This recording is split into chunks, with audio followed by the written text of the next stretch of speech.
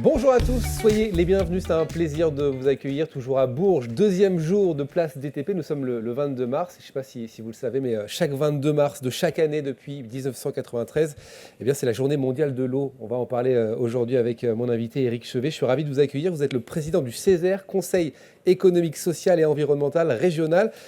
Votre mission, concrètement, pour qu'on comprenne bien, Alors, c'est quoi ? le CESER, c'est la seconde assemblée régionale. À côté de l'assemblée politique que tout le monde connaît, qui est présidée par le président Bonneau, il y a une assemblée de socioprofessionnels et d'associatifs qui donne des avis et conseille, fait des préconisations au conseil régional pour éclairer la décision politique. Bon, et on va parler de l'eau Oui. aujourd'hui. Il y a la matinée de l'eau qui se tient en ce moment.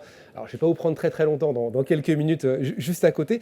J'ai un chiffre qui est assez important. 11% de la population aujourd'hui n'a pas accès à l'eau potable en France. Ça, c'est un chiffre assez inquiétant. Récemment, la note d'alerte au secours que vous avez menée, Absolument. donc un patrimoine commun à préserver, a été produite donc, par le CESER pour interpeller l'ensemble des acteurs. Est-ce que vous tirez aujourd'hui la sonnette d'alarme sur l'eau ? Oui, très clairement. C'est fait partie d'ailleurs des missions qu'on s'est données récemment de mettre l'accent sur un certain nombre de dysfonctionnements ou de problèmes qu'on pourrait rencontrer dans les années à venir. Le problème, c'est qu'aujourd'hui, plus personne ne réfléchit au temps long et que l'avantage d'un CESER auprès d'un conseil régional, c'est d'imaginer l'avenir. Et la problématique de l'eau, et c'est une problématique que nous avons identifiée comme celles qui sont les défis du XXIe siècle. Et donc, nous avons une section prospective qui travaille donc sur des hypothèses de plus long terme et qui va se saisir de ce sujet dans la seconde partie du mandat qui se terminera en 2023. Quelles sont les solutions à mettre en place aujourd'hui ? Parce qu'on parle de l'eau potable, évidemment. On pourrait parler aussi de l'eau qui est perdue dans les réseaux d'assainissement. Je crois qu'il y a 20% de l'eau qui est perdue à cause de fuites, notamment. Il faut faire quoi ? Alors, on a deux problèmes, en fait. Le problème, c'est évidemment un problème de qualité, surtout dans les régions qui forment le centre Val-de-Loire, et on pense évidemment aux régions agricoles. On a besoin aussi de quantité, et nous avons, avec le changement climatique, de plus en plus de problèmes de quantité. La question, c'est de savoir qui fait quoi sur ces sujets-là. C'est vrai que sur les problèmes de qualité d'eau, il y a des spécialistes sur le sujet. Nous, CESER Centre Val-de-Loire, nous sommes plutôt une assemblée qui rassemble les professionnels, les syndicats, les associatifs. Nous sommes plutôt sur la question des usages de l'eau. D'accord. Nous sommes les usagers. Et donc, on sait qu'à l'avenir, il y aura probablement des conflits d'usage de l'eau et que nous sommes, nous, une assemblée qui est bien placée pour réfléchir aux priorités d'usage, à ces aspects-là. Et puis des priorités aussi, on est évidemment sur le bassin Loire-Bretagne, on est aussi sur des priorités de savoir qu'est-ce qu'on fait en termes d'amont-aval. C'est-à-dire que la disponibilité de l'eau auprès des côtes, de l'eau potable, de l'eau douce auprès des côtes, ça risque d'être un problème à l'avenir. Donc comment nous qui sommes en amont, on gère aussi avec ceux qui sont en aval. Ça, c'est une question aussi fondamentale. Vous avez parlé des agriculteurs. Ils sont forcément concernés par cette eau.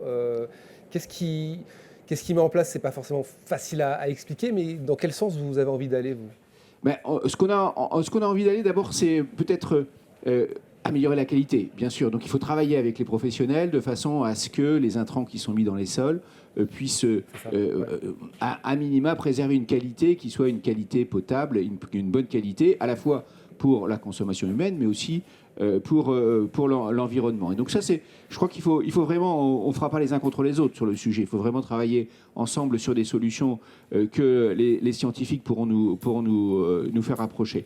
Sur le plan des usages, là encore, c'est collectivement qu'on doit travailler, mais sur le plan de la qualité, on a quand même beaucoup de questions à se poser sur la question des pertes en ligne.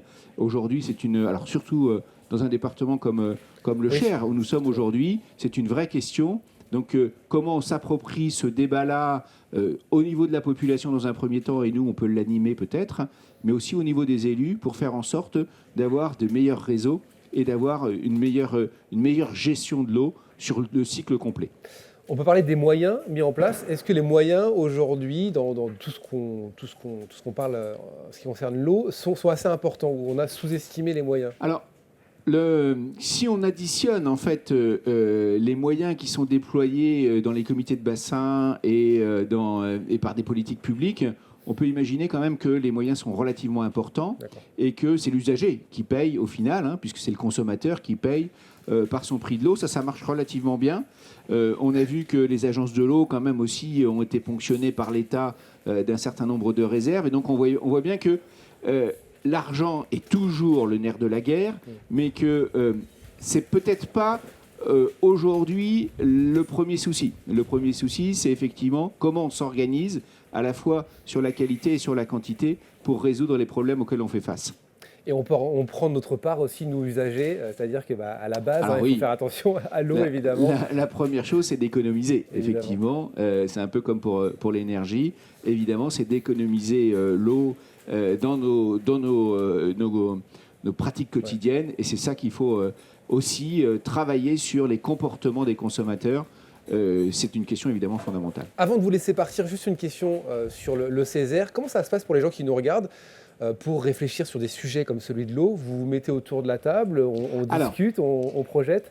Sur la question, alors effectivement, les membres du Césaire sont donc, comme je le disais, soit des chefs d'entreprise, des syndicalistes ou des représentants associatifs, et qui n'ont pas, a priori, une connaissance particulière de ces sujets.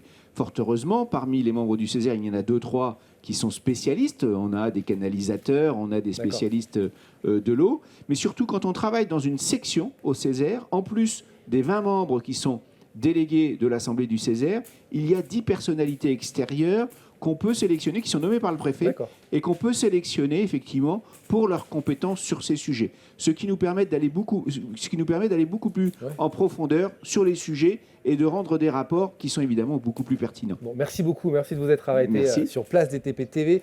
Je rappelle que vous êtes le président du Césaire Centre Val de Loire. Merci Éric Chevet. Merci et bonne journée. Merci beaucoup et on se retrouve très vite sur Place DTP TV. À très vite.